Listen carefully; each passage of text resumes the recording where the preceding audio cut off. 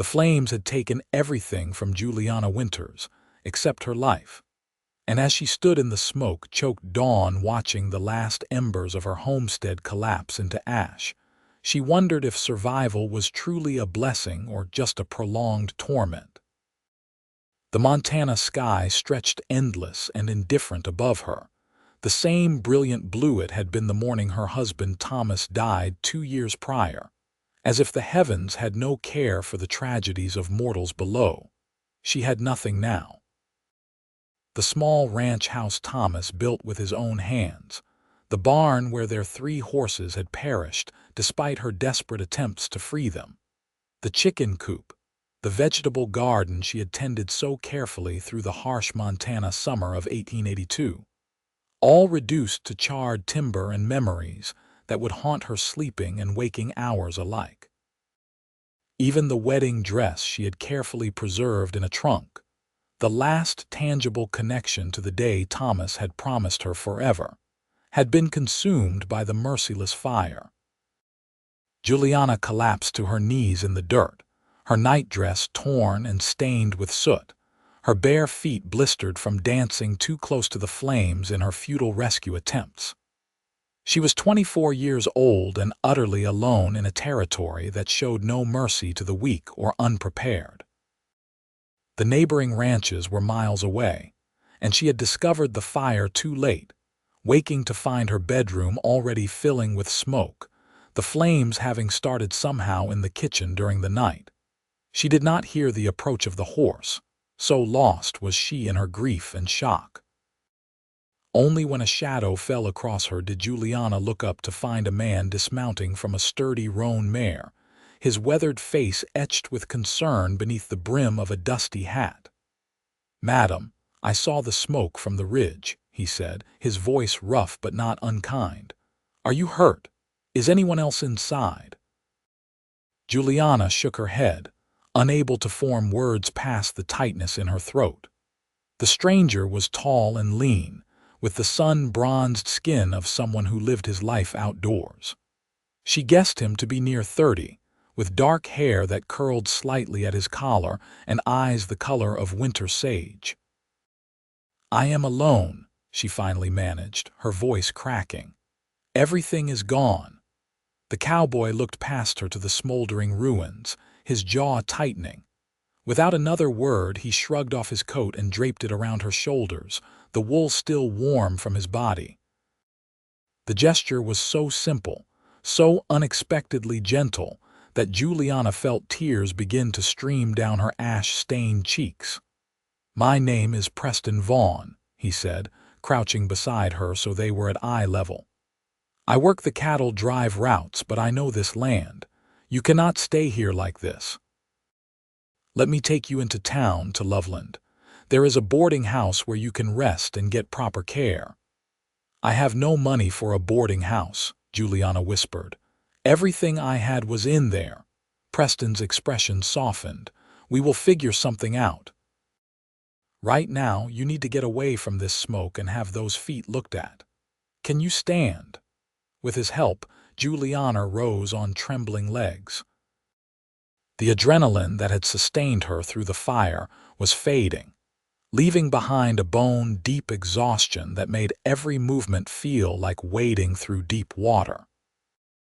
Preston lifted her onto his horse with surprising ease, then swung up behind her, one arm steadying her against his chest as he guided the mare away from the ruins. The ride into Loveland took nearly an hour, and Juliana drifted in and out of awareness, her head resting against Preston's shoulder. She caught fragments of the landscape passing by, the rolling grasslands dotted with sagebrush, the distant peaks of the mountains still crowned with snow despite the late summer heat. This land had seemed so full of promise when she and Thomas had first arrived from Ohio 3 years ago, drawn by tales of opportunity and wide open spaces. Now it felt vast and hostile, a place that had taken everything she loved. Loveland was a modest town of perhaps 200 souls, its main street lined with false-fronted buildings that housed a general store, a saloon, a small bank, and various other establishments necessary to support the surrounding ranches and farms. Preston guided his horse directly to the boarding house, a two-story structure run by a widow named Mrs. Harriet Chen, whose late husband had been among the Chinese laborers who worked the railroads before settling in Montana. Mrs.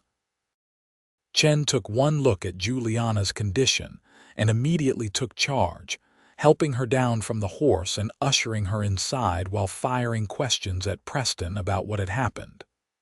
Within minutes, Juliana found herself in a clean room with a basin of warm water, clean cloths, and Mrs. Chen's surprisingly gentle hands tending to her blistered feet. "You rest now," Mrs. Chen said firmly, once she had bandaged Juliana's feet and helped her into a borrowed nightgown. "Mr. Vaughn has paid for the room for a week. We will worry about everything else later." Juliana wanted to protest, to say she could not accept such charity, but exhaustion pulled her under before she could form the words. She slept through that entire day and into the night, waking only briefly when Mrs. Chen brought broth and bread, then falling back into a dreamless sleep that her body desperately needed. When Juliana finally woke fully, sunlight was streaming through the lace curtains of the small room. For a blessed moment, she forgot where she was and why. Then memory crashed back with cruel clarity. She sat up slowly, wincing at the tenderness of her feet, and found a simple dress laid out on the chair beside the bed, along with stockings and a pair of worn but serviceable boots. A soft knock at the door preceded Mrs. Chen's entrance, carrying a tray with eggs, biscuits, and coffee. "Good, you are awake," the older woman said. "You have slept nearly 20 hours. Your body needed it. How do you feel?" "Like I am living someone else's nightmare," Juliana answered honestly. She accepted the tray with trembling hands, suddenly ravenous. "Mrs. Chen, I must thank you for your kindness, but I need to be honest. I have no way to pay you. The fire took everything." Mrs. Chen settled into the chair, her weathered hands folded in her lap. She was perhaps 50, with streaks of silver in her dark hair and eyes that had seen their share of hardship. "Mr. Vaughn told me about your situation. The dress and boots belonged to my daughter before she married and moved to Helena. You are welcome to them. As for payment, we will find a way. Perhaps you can help me here at the boarding house until you get back on your feet." The offer was generous, more than Juliana had any right to expect, but it also highlighted her precarious situation. She had no home, no possessions, no means of supporting herself except the labor of her hands. In 1882, Montana, a woman alone had few options, most of them unpleasant. "I would be grateful for any work you can offer," Juliana said quietly. "I am a hard worker, Mrs. Chen. I will not take advantage of your generosity." Over the next few days, Juliana settled into a routine at the boarding house. Her duties included helping with laundry, preparing meals, cleaning rooms, and tending the small vegetable garden behind the building.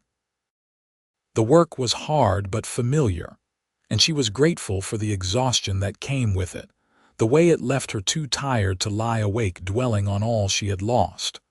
Preston Vaughn appeared on the third day, hat in hand, asking to speak with her. They sat on the front porch of the boarding house, a respectable distance apart, while he explained that he had ridden out to her property to see if anything could be salvaged. "I am sorry, Mrs. Winters," he said, genuine regret in his voice. "There was nothing left worth saving. The fire burned too hot. But I did find the boundary markers for your land. The property is still yours, 40 acres if I remember the claim records correctly." Juliana nodded numbly. 40 acres of charred earth. What good is land with no house, no barn, no equipment to work it? Preston was quiet for a moment, turning his hat in his hands. He had cleaned up since she last saw him, his dark hair neatly combed, his shirt and vest free of trail dust. In the clear afternoon light, she could see he was a handsome man, with strong features and those unusual sage-colored eyes that seemed to see more than most people. "I have been thinking about your situation," he said finally. "And I have a proposal, though you may think me presumptuous for making it." Juliana waited, unsure what to expect. "I am a decent carpenter," Preston continued. "Learned the trade from my father before I took to cowboying. I have some money saved, enough to buy lumber and supplies. If you would allow it, I would like to rebuild your house." Juliana stared at him in shock. "Mr. Vaughn, I could never ask such a thing of you. The cost alone would be tremendous, not to mention the labor." "You are not asking. I am offering." He met her eyes directly. "I know what it is to lose everything, Mrs. Winters. Different circumstances, but the feeling is the same. This territory is hard enough without facing it alone and homeless. Let me help you." "But why?" Juliana asked, bewildered by this stranger's kindness. "You do not know me. You owe me nothing."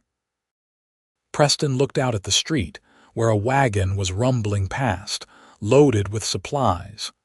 "Maybe I am tired of drifting," he said quietly. "Maybe I am looking for a reason to put down roots somewhere.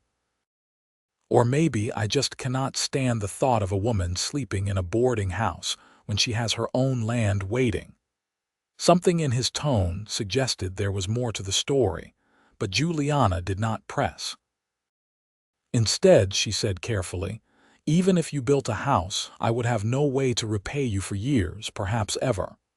I am not asking for payment." Preston turned back to her, and there was an intensity in his gaze that made her breath catch. "I am asking for something different. Let me rebuild your home, and when it is finished, let me share it with you. As your husband, if you will have me." The proposal was so unexpected, so completely improper by every standard Juliana knew, that for a moment she could only gape at him. "Mr. Vaughn, we barely know each other." "This is madness." "Is it?" he asked. "You need a home and a means to work your land. I need a reason to stop wandering and a place to call my own. We could help each other. I am not promising love, Mrs. Winters, but I am promising respect, hard work, and a roof over your head. The rest, well, maybe that comes in time." Juliana's mind reeled. Everything he said made a certain practical sense, the kind of hard-headed logic that frontier life demanded. Marriages of convenience were not uncommon in the territories, where survival often trumped romance. And yet, something in her rebelled at the idea of entering into such a cold arrangement, even as another part of her recognized the truth of her situation. What other options did she have? Work at the boarding house indefinitely? Hope to find another husband through more traditional means when she had nothing to offer but debt and bad luck? "I need time to think about this," she said finally. "It is a significant decision." Preston nodded, rising from his chair. "Of course. Take all the time you need. I will be in town for another week before I need to rejoin the cattle drive. If you decide you want to accept my offer, you can find me at the livery stable, where I have been sleeping in the loft." He left her there on the porch, her mind spinning with the implications of his proposal. That evening, as she helped Mrs. Chen prepare dinner for the handful of boarders, she found herself confiding in the older woman about Preston's offer. Mrs. Chen listened quietly while she rolled out dough for biscuits, her experienced hands working the dough with practiced efficiency. When Juliana finished, Mrs. Chen said, "What does your heart tell you?" "My heart is still grieving my husband," Juliana admitted. "It feels wrong to even consider remarrying so soon." "How long has it been since Mr. Winters passed?" 2 years this October." Mrs. Chen nodded thoughtfully. "That is not so soon, child. And you must ask yourself, what would your husband want for you? Would he want you to struggle alone, to lose the land you both worked so hard to claim? Or would he want you to find a way to survive, even to thrive? Juliana had no answer to that. Thomas had been a practical man, a dreamer, but also a realist. He would have understood the necessity of Preston's proposal, even if he might have hated the circumstances that made it necessary. Over the next few days, Juliana found herself watching for Preston around town, noticing things about him she had missed in their brief encounters. He was well regarded among the other cowboys and ranchers who frequented Loveland, known for his honesty and his skill with horses. He did not drink to excess, did not gamble, and treated everyone from the bank president to the stable boy with the same quiet courtesy. She also learned more about his background through careful questions to Mrs. Chen and the other townspeople. Preston Vaughn had come to Montana 5 years ago from Texas, where his family had lost their ranch in a dispute over water rights that had turned violent. His father had been killed in the conflict, and Preston had left rather than continue the feud. He had been working cattle drives ever since, never staying in one place long enough to call it home. The knowledge that he, too, had lost everything made Juliana view his proposal in a different light. Perhaps it was not pity that drove him, but recognition, one survivor reaching out to another. On the 5th day after Preston's proposal, Juliana walked to the livery stable just after dawn. She found him already awake, tending to his horse, brushing down the roan mare with long, careful strokes. He looked up when she entered, surprise and something like hope crossing his face. "Mrs. Winters," he said, setting down the brush, "you are up early." "I have been thinking about your offer," Juliana said, her heart pounding so hard she was sure he must hear it. "And I have some conditions if you are still willing to listen."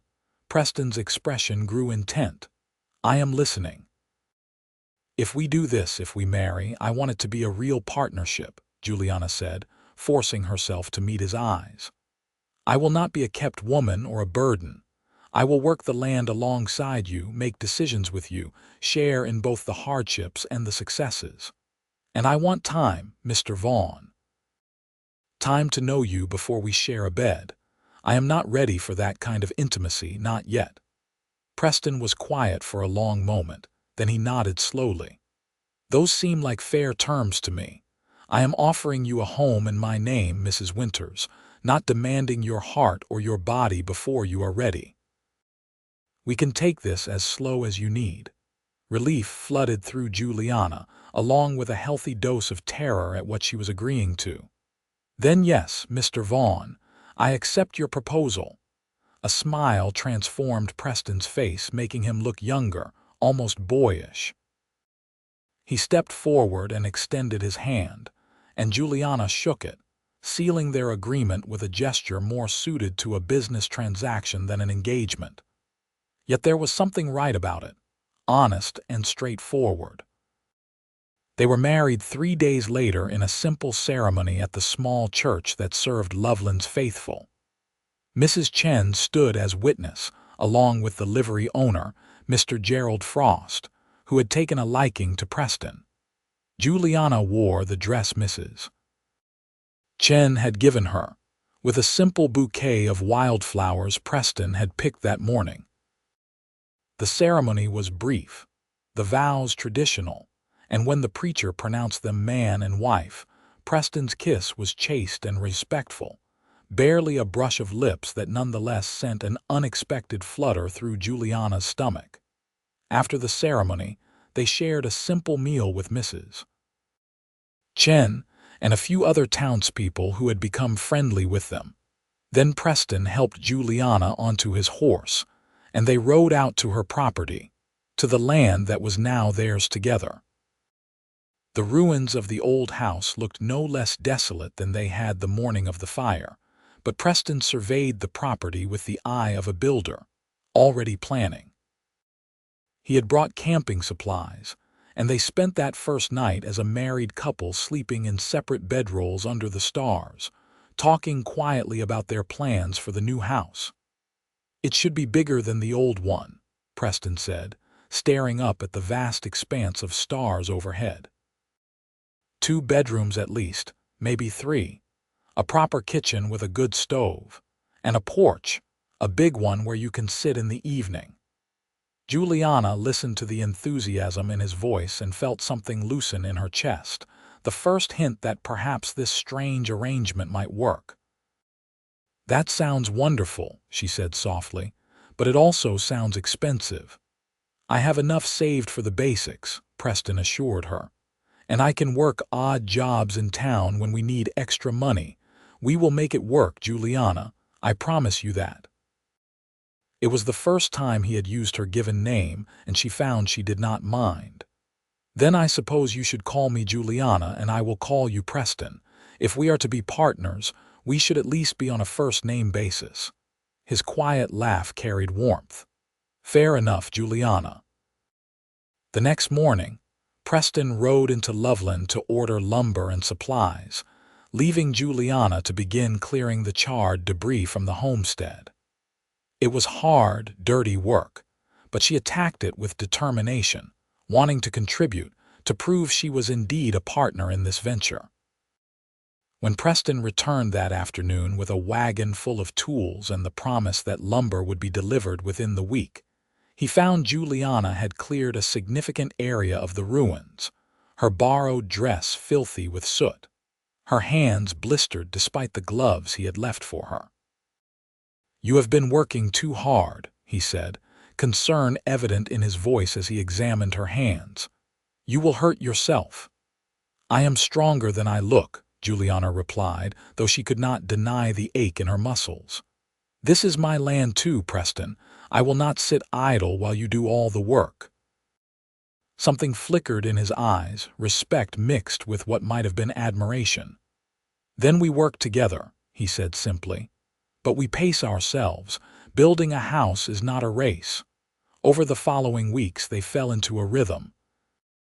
Preston did the heavy construction work, laying the foundation, raising the frame, while Juliana helped where she could, holding boards steady, fetching tools, preparing their meals over the campfire.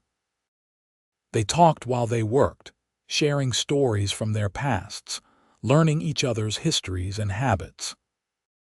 Juliana learned that Preston had a dry sense of humor that emerged when he was relaxed, that he could not carry a tune but would hum while he worked anyway, that he had a deep respect for the land and the creatures that lived on it. Preston learned that Juliana was fiercely independent, that she had a gift for growing things, that she cried sometimes in the night when she thought he was asleep, still grieving the life she had lost. They were careful with each other, polite and considerate, maintaining the boundaries Juliana had requested. Preston slept in one tent, Juliana in another. Their touches were practical, accidental brushes of hands when passing tools, his steadying grip on her elbow when she climbed down from the wagon. Yet there was a growing awareness between them, an undercurrent of something neither was quite ready to acknowledge. One evening, about a month after they had started building, a summer storm rolled in suddenly, bringing torrential rain and lightning that split the sky. Preston and Juliana huddled in his tent, the larger of the two, listening to thunder crack overhead while rain drummed against the canvas. "I hope the lumber stays dry," Juliana worried, thinking of the stacks of wood they had carefully covered with tarpaulins. "It will be fine," Preston assured her. "We secured it well." He was sitting close to her in the confined space, close enough that she could feel the warmth radiating from his body. Lightning flashed, illuminating his face in stark relief, and Juliana was struck by the realization that she had grown to trust this man, to rely on him in ways she had not relied on anyone since Thomas died. "Preston," she said impulsively, "thank you for all of this. For the house, for the partnership, for being patient with me." He turned to look at her, his eyes dark in the dim light. "You do not need to thank me, Juliana. This is as much for me as it is for you. I have not felt this settled, this purposeful in years." The intimacy of the moment, the closeness and the darkness and the storm raging outside created a bubble of privacy that emboldened Juliana. "Can I ask you something personal?" "Of course." "Why did you never marry before? You are a good man, Preston." "Surely there were women who would have had you." Preston was quiet for a long moment, and Juliana worried she had overstepped. Then he said, "There was someone back in Texas, before everything went to hell with the ranch. Her name was Margaret, and we were planning to marry. But when my family lost everything, her father would not allow the match, said he would not have his daughter tied to a man with nothing. She married a banker 6 months later." The pain in his voice was old but still real, and Juliana felt a rush of sympathy. "I am sorry. That must have hurt terribly." "It taught me something important," Preston said, "that the kind of love that cannot weather hardship is not worth having. When I marry, I want it to be built on something stronger than pretty words and good fortune. I want it to be built on partnership, on respect, on choosing each other every day even when things are hard." His words resonated deep in Juliana's chest. "That is what Thomas and I had," she said softly. "We came to Montana with nothing but our dreams and our willingness to work for them. We built something good together, even if it was too brief." "Tell me about him," Preston said. "About Thomas, I want to know." So Juliana talked about her late husband, about the boy from her hometown in Ohio who had courted her with flowers and poems, who had convinced her to take a chance on the frontier, who had worked himself to exhaustion trying to make their homestead succeed. She talked about his laugh, his stubborn optimism, the way he would sing off-key while doing chores. And as she talked, she realized she could remember him now without the sharp edge of grief cutting into her, that the memories were becoming softer, sweeter. When the storm finally passed, and Juliana returned to her own tent, she lay awake thinking about the conversation, about Preston's quiet strength and his honest heart, about the way her own heart had begun to heal in ways she had not expected. The house took shape slowly but steadily. By late September, the frame was complete, the roof shingled, the windows installed. Preston proved to be as skilled a carpenter as he had claimed, and the structure was solid and well made, larger and more comfortable than the home Juliana had lost. They worked on the interior through October, installing the stove Preston had purchased from a family moving back east, building cabinets and shelves, hanging doors. Juliana sewed curtains from Fabric Misses. Chen had helped her select, made quilts for the beds, slowly transformed the empty rooms into a real home. On a crisp November morning, 5 months after the fire that had destroyed everything, Juliana stood in the completed house and felt tears stream down her face. The kitchen was warm and bright, with windows that looked out over the land. The main bedroom had a real bed, with a feather mattress and the quilts she had made. The second bedroom was smaller but cozy, and Preston had already moved his few belongings into it without being asked, respecting the boundaries they had maintained. "What do you think?" Preston asked, coming to stand beside her. He had wood shavings in his hair from fitting the final shelves, and there was a smudge of sawdust on his cheek. "I think it is beautiful," Juliana said honestly. "I think you have given me back something I thought I had lost forever. A home." Preston smiled, that slow, warm smile she had come to treasure. "We gave you back a home. You worked as hard as I did, Juliana. This is yours as much as mine." Acting on impulse, Juliana reached up and brushed the sawdust from his cheek, her fingers lingering against his skin. Preston went very still, his eyes darkening, and Juliana felt her breath catch at the intensity of his gaze. "Juliana," he said, his voice rough, "I need to tell you something." "What is it?" "These past months, working with you, talking with you, learning who you are, I have come to care for you deeply." More than I expected, more than our agreement called for. I know you said you needed time, and I am not asking you to change our arrangement.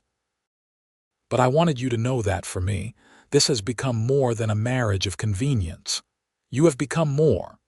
Juliana's heart hammered in her chest. She had been aware of her own growing feelings for Preston.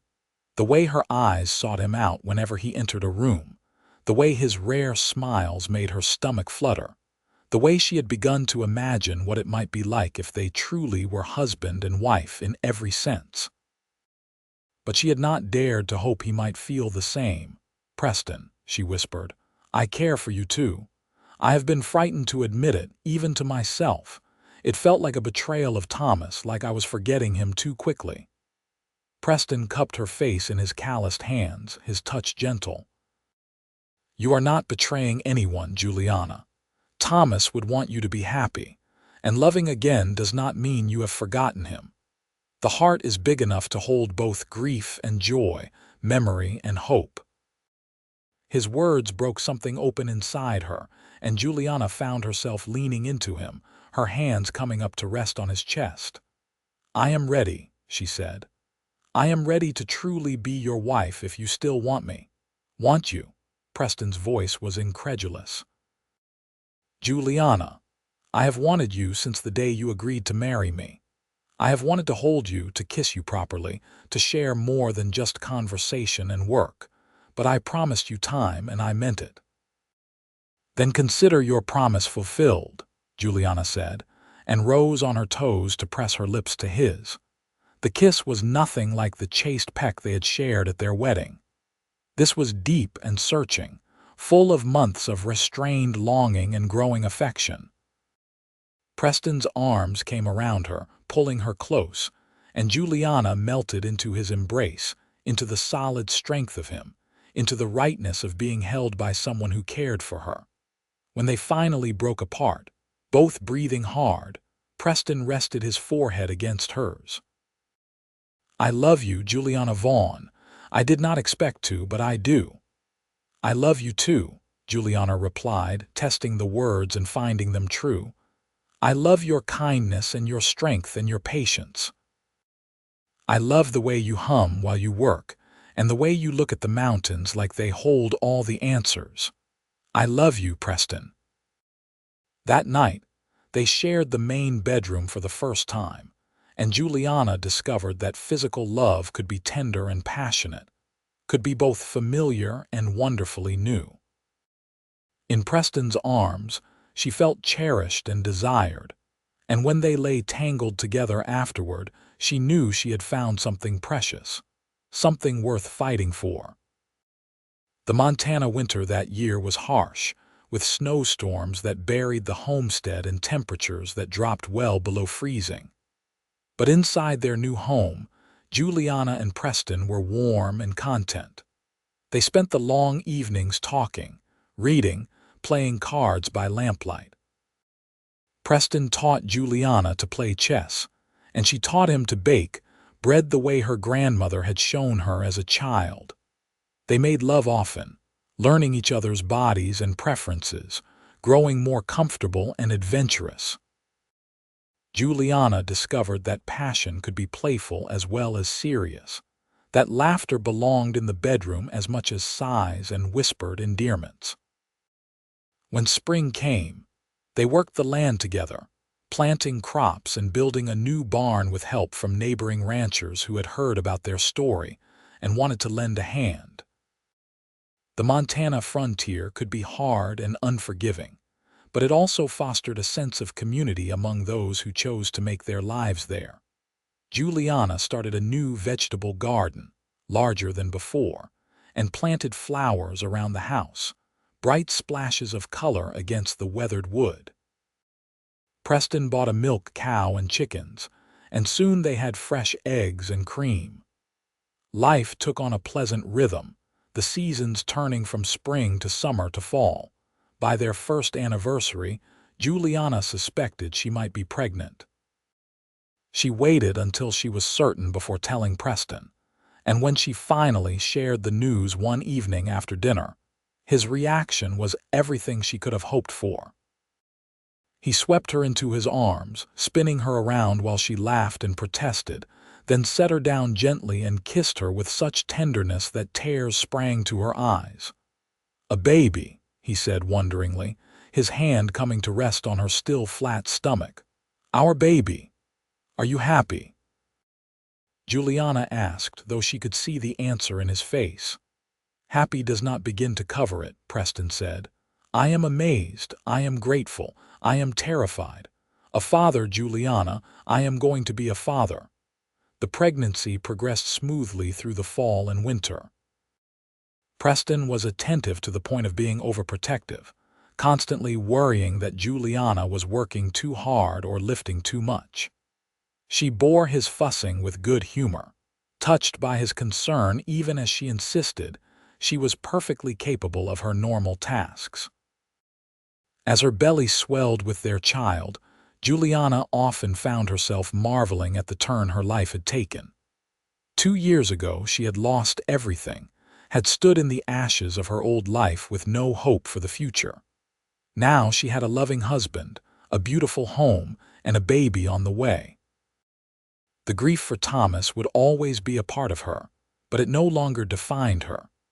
She had found room in her heart for both the love she had lost and the love she had found. Their son was born on a mild spring evening in April of 1884, with Mrs. Chen in attendance as midwife. The labor was long and difficult, and there were moments when Preston, pacing outside the bedroom door, feared he might lose both wife and child. But Juliana was strong, and when he was finally allowed into the room, he found her exhausted but radiant, cradling a red-faced, squalling infant. "Meet your son," Juliana said, her voice hoarse from hours of effort. "I thought we might name him Thomas Preston, if that suits you, after the 2 men who have given me a home." Preston's eyes filled with tears as he carefully took the baby from her, marveling at the tiny perfection of him, the miniature fingers and toes, the dark fuzz of hair. "Thomas Preston Vaughn," he said. "It is a good, strong name. Thank you for honoring your late husband's memory, Juliana. That means more to me than you know." "He would have liked you," Juliana said, watching her husband and son with profound contentment. "Thomas would have approved of the man I chose to share my life with." The early weeks of parenthood were exhausting but joyful. Thomas was a healthy baby with strong lungs and an appetite to match. Preston proved to be a devoted father, walking the floor with his son in the middle of the night, changing diapers without complaint, staring at the baby with an expression of wonder that made Juliana's heart swell. As Thomas grew, the homestead prospered. Preston's cattle venture expanded, and they added a few horses to sell to the army fort 30 miles east. Juliana's garden produced abundantly, and she began selling preserved vegetables and baked goods to the general store in Loveland. They were not wealthy by any measure, but they were comfortable and, more importantly, they were happy. When Thomas was 2 years old, Juliana discovered she was pregnant again. This time, she recognized the signs earlier, and the news was greeted with equal parts excitement and trepidation. Caring for a toddler while pregnant was challenging, but Preston took on extra work around the homestead, and Mrs. Chen came to stay for a few weeks during the final months, helping with Thomas and the household tasks. Their daughter was born in the winter of 1886, during a snowstorm that left the homestead isolated for 3 days. This labor was shorter than the first, and little Sarah Jane came into the world with a lusty cry that made her father laugh through his tears. She had Juliana's green eyes and Preston's dark hair, and from the beginning, she had her own fierce personality. With 2 children, the homestead felt complete. The house that Preston had built was filled with laughter and the chaos of family life. Thomas learned to ride almost before he could walk properly, following his father around the ranch with determined devotion. Sarah proved to be her mother's daughter, more interested in the garden and the chickens than in horses and cattle. The years passed in a blur of seasons and milestones. Thomas started school in Loveland, making the ride into town each day on a gentle mare Preston had trained specifically for him. Sarah learned to read before she turned 5, poring over the precious books Juliana had slowly accumulated. They were bright, healthy children, growing up in the Montana wilderness with the kind of freedom and security that felt like a precious gift. Juliana and Preston's love deepened with each passing year. They had their disagreements, of course, the small frictions that come from two strong-willed people sharing a life. But they had learned early to talk through their conflicts, to compromise and forgive. Their physical passion remained strong, and they still found time for each other, even amid the demands of children and ranch work. Stolen moments in the barn or late at night after the children were asleep. On their 10th anniversary, Preston surprised Juliana with a gift he had been secretly working on for months. He led her to the far side of their property, where a small cabin stood among the pines, newly built and beautifully crafted. "I thought we could use a place to escape to sometimes," Preston explained, watching her face anxiously. "The children are old enough to stay with Mrs. Chen for a night or two, and I wanted us to have somewhere that was just ours, where we can remember what it was like at the beginning." Juliana walked through the cabin, taking in the details, the care Preston had put into every aspect. There was a fireplace, a comfortable bed, even a small shelf with some of her favorite books. Through the window, she could see the mountains in the distance, the same view she had fallen in love with when she first came to Montana. "It is perfect," she said, turning to embrace her husband. "You are perfect. How did I get so lucky, Preston Vaughn?" Preston held her close, breathing in the familiar scent of her hair. "I am the lucky one, Juliana. You took a chance on a drifter with a crazy plan, and you made me into a husband and a father. You gave me a home in every sense of the word." That night, they stayed in the cabin, making love by firelight like newlyweds, talking until dawn about their dreams for the future. They spoke of the children, of Thomas's desire to breed horses and Sarah's talk of becoming a teacher. They spoke of growing old together on this land, of watching grandchildren play in the yard, of the legacy they were building. "Do you ever regret it?" Preston asked as they lay tangled together. "Marrying me the way you did, without courtship or romance, out of necessity rather than love?" Juliana propped herself up on her elbow, looking down at her husband's face in the dying firelight. "Not for a single moment," she said firmly. "Yes, we started from necessity, but we chose each other, Preston. Every day since, we have chosen each other. That is more romantic than any grand gesture or flowery declaration. We built this love with our own hands, just like we built our home, and it is strong because of it." Preston pulled her down for a kiss that quickly escalated into more, their bodies communicating what words could not fully express. Later, as Juliana drifted toward sleep in her husband's arms, she thought about the fire that had destroyed her first home, about the devastation and despair she had felt standing in those ashes. It seemed like another lifetime now, like something that had happened to a different woman. That fire had taken everything from her, but in the end, it had given her everything too. It had brought Preston into her life, had led to this second chance at love and happiness. She would not wish for the tragedy, would not minimize the pain it had caused, but she could acknowledge that sometimes the worst moments of life could lead to the best, if one had the courage to keep moving forward. The Montana frontier continued to change around them. Loveland grew from a tiny settlement into a proper town, with a real schoolhouse, a doctor's office, and even a small library. The railroad expanded, bringing more settlers and more opportunities for commerce. The wild, untamed quality of the territory began to soften as civilization took firmer hold. Through it all, the Vaughn homestead remained a constant, a testament to hard work and enduring love. Preston's reputation as a horseman grew, and he began breeding quarter horses that were sought after throughout the territory. Juliana's preserves became famous enough that she began shipping them to stores in Helena and Billings, adding significantly to their income. Thomas grew into a tall, serious young man with his father's build and his mother's determination.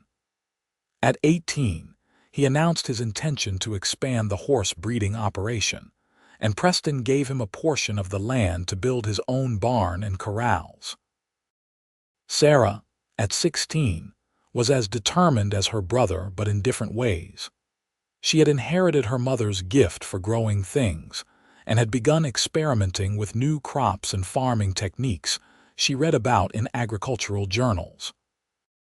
Juliana watched her children becoming adults with a mixture of pride and bittersweetness.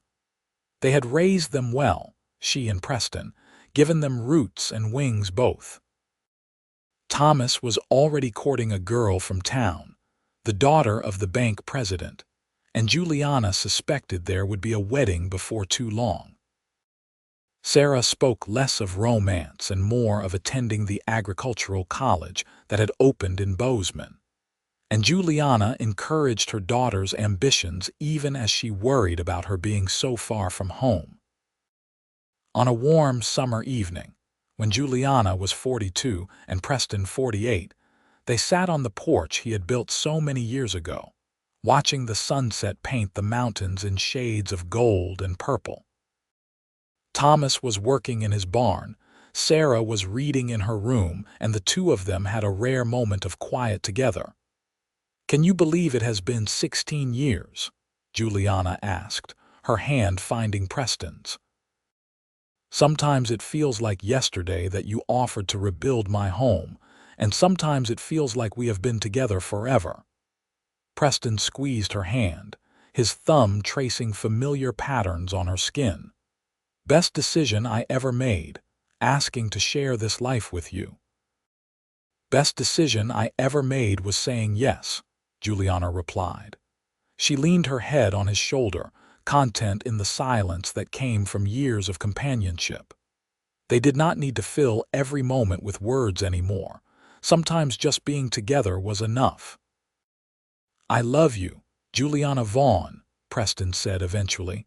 "More today than yesterday, less than tomorrow." "And I love you," Juliana answered. "Thank you for rebuilding more than just my house, Preston.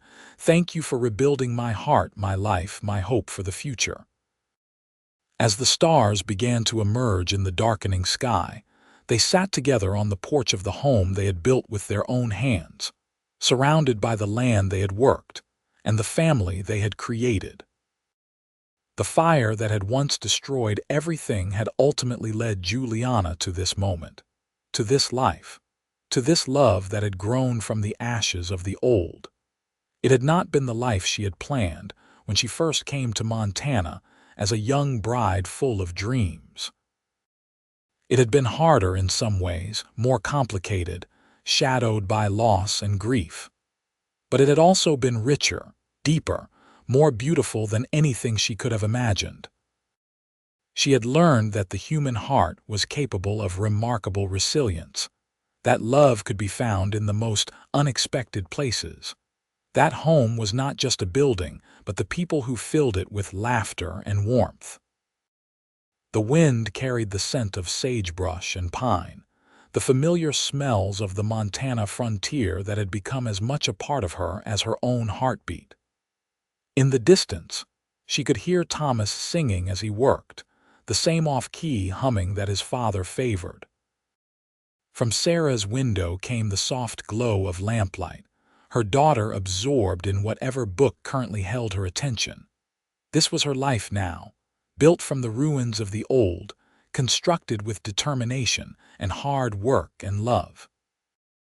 It was a good life, a life worth living, a life that honored both the past she had lost and the future she had found. and as Preston's arm came around her shoulders, pulling her closer against the evening chill, Juliana closed her eyes and let herself simply be grateful for every unexpected turn that had led her here, to this moment, to this love, to this home. The seasons continued their eternal cycle, and the Vaughn family prospered through droughts and harsh winters, through good years and lean ones. Thomas married his sweetheart in a ceremony that brought tears to Juliana's eyes, and within a year, she became a grandmother to a healthy baby boy they named Preston Thomas, continuing the family tradition of honoring those who came before. Sarah did go to agricultural college in Bozeman, becoming one of the first women to graduate from the program. She returned to Loveland with a degree and innovative ideas about crop rotation and soil management that helped not just the family homestead but the entire region. She eventually married a professor from the college who moved to Montana to be with her, a quiet man who loved her fierce intelligence and independent spirit. As Juliana and Preston grew older, they gradually handed over more responsibility to their children, trusting them to continue what had been started so many years ago.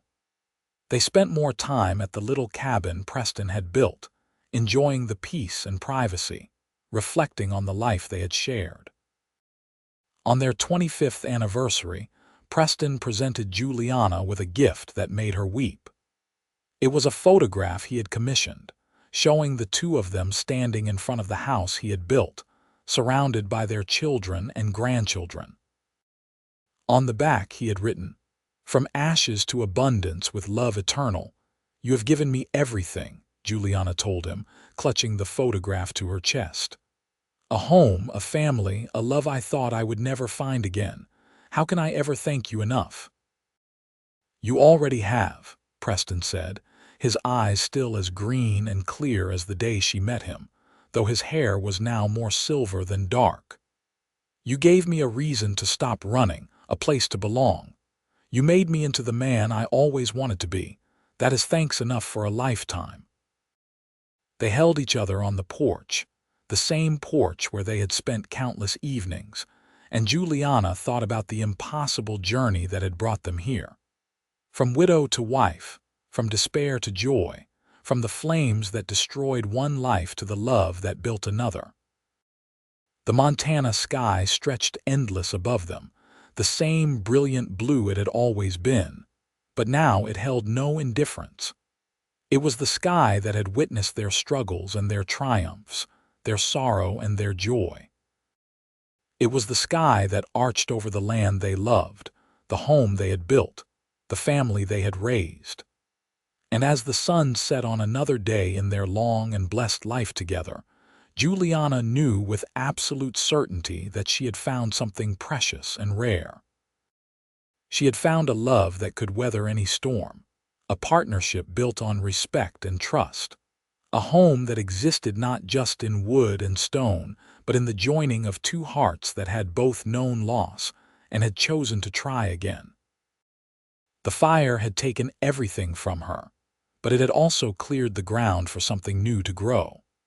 And what had grown from those ashes was more beautiful than anything that had come before, a testament to the resilience of the human spirit and the transforming power of love. Preston had rebuilt her home and asked to share it, and in doing so, he had given her back her life. Together, they had created something that would endure long after they were gone, a legacy of love and hard work and faith in tomorrow. Their children would carry it forward, and their grandchildren after them, each generation adding their own chapter to the story that began with a fire and a stranger's kindness, and a widow's courage to say yes to an impossible offer.